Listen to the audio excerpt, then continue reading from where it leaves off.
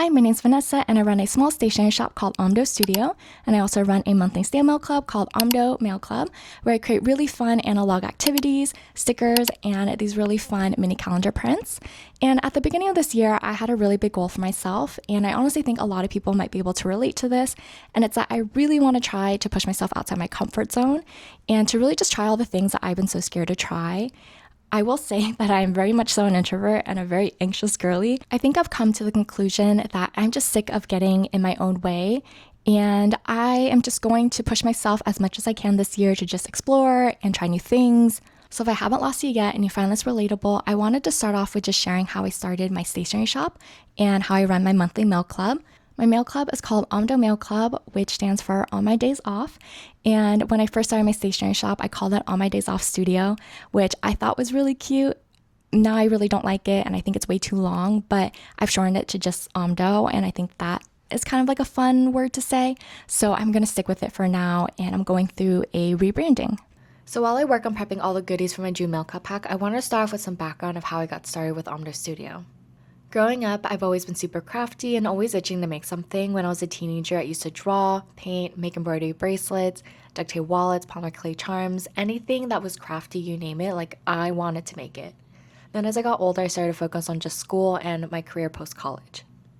Then I stopped being creative in my free time and hyper-focusing on climbing the corporate ladder. The corporate ladder was all I saw, all I thought about. I truly at the time thought that was my only ticket to achieving the life that I thought I always wanted. I thought that being in a creative industry was a dream come true and honestly the best of both worlds, but it ended up being the one thing that burnt me out so badly.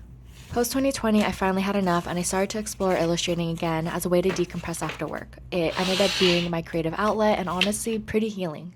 I also started journaling and making stickers for my own journal spreads, and somehow I ended up starting to sell stickers and art prints on Etsy. I could literally feel my creative side coming back to life, and it's been so fulfilling ever since. Nothing is more exciting to me now than a creative shower thought that leads to new projects and new ideas.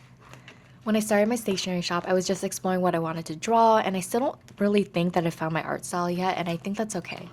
You don't have to have everything figured out in order to start something. You can always learn along the way, and you honestly don't need that much to get started. I personally started off with just my iPad, a printer, some sticker paper, and a cutting machine. These are the ones I use personally, and I'll link them in the description below. However, you honestly don't need all of this either. For example, instead of an iPad, you can honestly just scan or take a really good photo of any art medium that you create. So if you like to paint, use color pencils, markers, or even create things out of clay, you can take a really good photo or take a really good scan of it and then create it into a digital file. Instead of a printer, you can also use the local library as a resource or even go to Staples. Instead of a cutting machine, if you're making simple die-cut stickers, you can always cut them out by hand. If you're not comfortable cutting your stickers at home yourself, there's tons of websites where you can send them your digital art file. They can go ahead and print, cut, and ship you your stickers or your art prints. Another really good tip is Facebook Marketplace. It's a really good resource for craft supplies or even secondhand tools, so you can get a secondhand printer or even a cutting machine on there. When it comes to selling a product, I wasn't sure how it would go, so I honestly just started on Etsy, and I wanted to take advantage of their marketplace traffic to get started. Eventually, I was able to grow my own social media accounts and drive enough traffic of my own, so that way it made more sense to move over to my own website. I've tried both Squarespace before as well as Shopify, and if you have any questions, you can leave them in the comments below and I can try to help you as much as I can. I'm not an expert, but I'll do my best. If you don't want to sell online, you can always try selling in person. You can sell at local markets, farmers markets, craft fairs, things like that.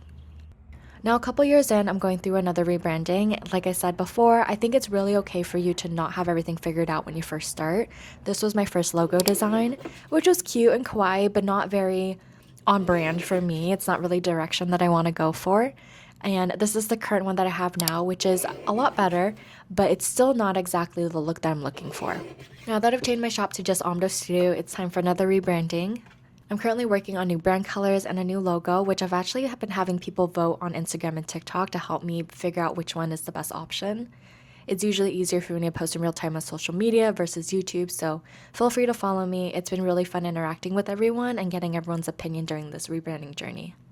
As for my snail mail club, I only started it back in October of last year, and honestly, it's been so much fun. There's tons of snail mail clubs, so there's a ton to choose from, which does make it a little bit more competitive. Some artists will sell mostly stickers or focus more on art prints. Some are monthly, and some are even just biannually. There's really no rules to it, so each one tends to be a little bit different. For om-doe Mail Club, I create a new theme every single month around an activity. So for me, I really like cozy analog activities, and that's where I focus my mail club with.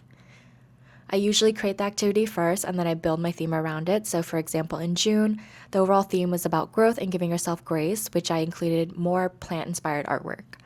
I also believe that everyone deserves flowers, so the activity is a build your own bouquet sticker sheet, which can be added to a journal spread. For the month of July, my theme is Farmers Market, which includes a Farmers Market mini calendar print, sticker sheet, and a cherry gloss sticker. As for the activity, I created these little activity tote bags and fruit cards, which I think is super cute. The idea is that you write a few summer activities on the back of the fruit cards to keep in your back pocket or in your activity tote bag for days where you wake up with nothing to do. I feel like summer snuck up on us and we're not letting it slip by us. So instead of rotting indoors, we can pull an idea out of your activity tote and make some really good memories. I made it small enough to keep in your journals or on your fridge, so it's really just up to you, and I think they're really fun and playful and interactive. Again, with mail clubs, there really are no rules, so everyone can get as creative as they want and honestly just go off themes that you feel inspired by.